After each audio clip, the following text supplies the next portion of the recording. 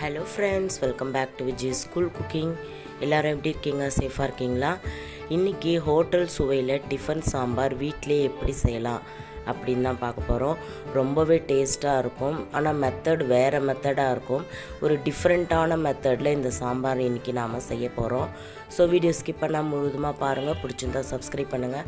கூடவே இருக்கிற பெல் ஐக்கானை ஆலில் செட் பண்ணி வச்சுக்கோங்க. அப்போ தான் நாங்கள் போடுற இன்ட்ரெஸ்டிங்கான வீடியோ உங்களுக்கு உடனுக்குடன் நோட்டிஃபிகேஷனாக வரும். நீங்கள் பார்த்து என்ஜாய் பண்ணலாம். இப்போ அவங்க வீடியோக்குள்ளே போகலாம். நான் வந்து ஒரு 3/4 கப் அளவுக்கு துவரம்பருப்பு எடுத்திருக்கேன். துவரம்பருப்பை நல்லா சுத்தம் பண்ணிவிட்டு குக்கரில் இந்த மாதிரி சேர்த்துக்கோங்க. எந்த கப்பில் 3/4 கப் அளவுக்கு துவரம்பருப்பு எடுத்தீங்களோ அதே கப்பில் 1/4 கப் அளவுக்கு பைத்தம்பருப்பு எடுத்துக்கோங்க. இந்த 2 பருப்பையும் சேர்த்தா 1 கப் அளவுக்கு வரணும்.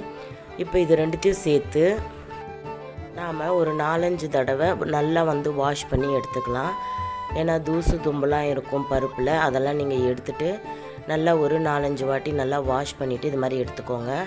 பருப்பு நீங்கள் ஊற வைக்கணும்னு அவசியம் கிடையாது. இப்போ இந்த அளவுக்கு நல்லா வாஷ் பண்ணியாச்சு. இப்போ இதில் என்னென்ன இன்க்ரீடியன்ட் சேர்க்கலான்னு பார்க்கலாம்.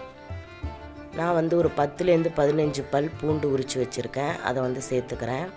2 பச்சை மிளகாய், 2 பெரிய வெங்காயம் இந்த மாதிரி நீல வாக்கில் கட் பண்ணி சேர்த்துக்கோங்க. பெரிய தக்காளி இந்த மாதிரி கட் பண்ணி சேர்த்துக்கோங்க. இப்போ இதுக்கு தேவையான அளவுக்கு உப்பு சேர்த்துக்கலாம். ஒரு 1/4 ஸ்பூன் அளவுக்கு உப்பு சேர்த்துக்கோங்க.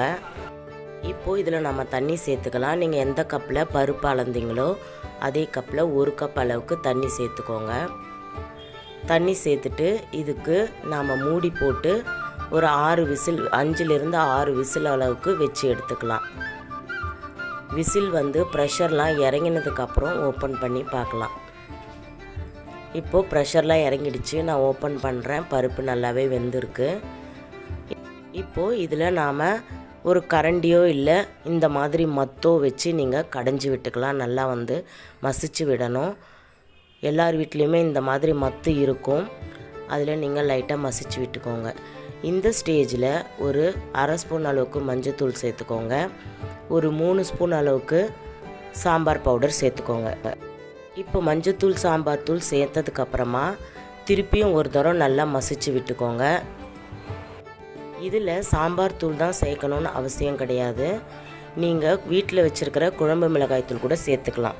இப்போது நாம் சாம்பாருக்கு ஏற்ற தண்ணி விட்டுக்கலாம். தண்ணி வந்து எவ்வளோ அளவுன்னு நீங்கள் வந்து தண்ணியாக வேணும்னா தண்ணியாக சேர்த்துக்கோங்க. இல்லை உங்களுக்கு திக்காக வேணும்னா அதுக்கேற்றாப்புல நீங்கள் தண்ணி வந்து அளவாக சேர்த்துக்கோங்க. நான் வந்து இந்த சொம்பால் ஒரு சொம்பு அளவுக்கு சேர்த்துருக்கேன்.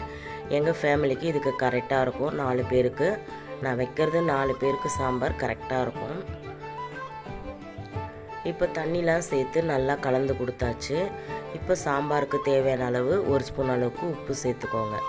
சேர்த்துட்டு ஸ்டவ் ஆன் பண்ணிவிட்டு நல்லா ஒரு 10 நிமிஷம் ஹை ஃப்ளேமில் வச்சு நல்லா சாம்பாரை கொதிக்க விடுங்க. நாம் சேர்த்த சாம்பார் தூள் மஞ்சத்தூள் இது எல்லாமே நல்லா வந்து பச்சை வாசனை போகிற அளவுக்கு கொதித்து வரணும். இப்போது ஒரு 7 நிமிஷம் நல்லா கொதிச்சிடுச்சு. இன்னும் 3 நிமிஷம் தான் இருக்குது. அதுக்குள்ளே நாம் தாளிப்பு கொடுத்துடலாம். அதுக்கு இன்னொரு ஸ்டவ் ஆன் பண்ணிவிட்டு ஒரு சின்ன தாளிப்பு கடாய் வச்சுருங்க. 2 டேபிள் ஸ்பூன் அளவுக்கு எண்ணெய் ஊற்றிக்கோங்க. எண்ணெய் வந்து நல்லா ஹீட் ஆகணும். ஹீட் ஆனதுக்கப்புறமா நாம் பெருங்காயம் சேர்க்க போகிறோம். நான் வந்து கட்டி பெருங்காயம் சேர்த்துருக்கேன். நீங்கள் தூள் பெருங்காயம் வச்சுருந்தீங்கன்னா அதை தாளித்ததுக்கப்புறம் சேர்த்துட்டு நீங்கள் சாம்பாரில் சேர்த்துக்கோங்க. இந்த போல் கட்டி பெருங்காயம் வச்சுருக்கிறவங்க இந்த மாதிரி எண்ணெயில் நல்லா பொரித்து எடுத்துகிட்டு கொதிச்சிட்ருக்கிற சாம்பாரில் நீங்கள் சேர்த்துருங்க. அப்போ தான் அது கொதிக்கும் போதே நல்லா கரைஞ்சிரும். இல்லை கடைசியாக பெருங்காயம் சேர்த்தா அது அப்படியே கரையாமல் அப்படியே சாம்பாரில் இருக்கும். இப்போ பெருங்காயம் சேர்த்ததுக்கப்புறம் எண்ணெய் சூடாக இருக்கும். அதில் கடுகு 1 ஸ்பூன், ஜீரகம் 1 ஸ்பூன், வெந்தயம் ஒரு 1/2 ஸ்பூன் சேர்த்துட்டு ஸ்டவ்வை ஆஃப் பண்ணிவிடுங்க. கடுகு சீரகம் வெந்தயம் நல்லா பொரிஞ்சதும் ஸ்டவ் ஆஃப் பண்ணிவிட்டு இன்னும் 2 டேபிள் ஸ்பூன் அளவுக்கு சாம்பார் பவுடர் சேர்த்துக்கலாம். இப்படி கடைசியாக தாளித்து சாம்பார் பவுடர் அதில் சேர்க்கும்போது நம்மளுடைய சாம்பார் வந்து ஹோட்டல் சாம்பார் மாதிரி நல்ல மணமும் சுவையுமா இருக்கும். இது ஒரு டிப்ஸ்னே வச்சுக்கோங்க. ரொம்பவே டேஸ்ட்டாக இருக்கும். நீங்கள் எப்போ சாம்பார் செஞ்சாலும் இல்லை எந்த விதமான சாம்பார் செஞ்சாலும் கடைசியாக தாளிக்கும்போது ஒரு 2 அல்லது 1 ஸ்பூன் அளவுக்கு சாம்பார் பவுடரை சேர்த்துட்டு அந்த இதை ஆஃப் பண்ணிவிடுங்க. ஸ்டவ் ஆஃப் பண்ணிவிட்டு அந்த ஹீட்லேயே நீங்கள் அப்படியே வந்து சாம்பாரில் சேர்த்துடலாம். இப்போது சாம்பார் இன்னும் ஒரு 2 நிமிஷம் கொதித்ததுக்கப்புறம் நீங்கள் கொத்தமல்லி தூவி இறக்கிடலாம். இப்போது சாம்பாரில் கொஞ்சமாக கொத்தமல்லி தூவிட்டு நீங்கள் ஸ்டவ் ஆஃப் பண்ணிவிடுங்க. நம்மளுடைய சூப்பரான டிஃபன் சாம்பார் ரெடி. இதில் சேர்த்துருக்கிற இன்க்ரீடியன்ட்ஸ் எல்லாமே நம்ம வீட்டில் இருக்கிற பொருள் தான். ஸோ நாம் சூப்பரான ஹோட்டல் சுவையில் சாம்பார் அதே சுவை மணத்தோட வீட்லேயே நம்ம ரெடி பண்ணிட்டோம். ஃப்ரெண்ட்ஸ், இந்த வீடியோ ஃபாலோ பண்ணிங்கன்னா சாம்பாரே வைக்க தெரியாது அப்படின்னு சொல்கிறவங்க கூட ரொம்ப ஈஸியாக குயிக்காக 15 நிமிஷத்தில் இந்த சாம்பாரை ரெடி பண்ணிடலாம். ஃப்ரெண்ட்ஸ், இந்த வீடியோ கண்டிப்பாக உங்களுக்கு பிடிச்சிருக்குன்னு நினைக்கிறேன். நீங்களும் உங்கள் வீட்டில் இந்த மாதிரி சாம்பார் ட்ரை பண்ணிவிட்டு எப்படி இருந்துச்சுன்னு கமெண்ட்ஸில் எனக்கு ஷேர் பண்ணுங்கள். நம்ம சேனலை சப்ஸ்கிரைப் பண்ணுங்கள்.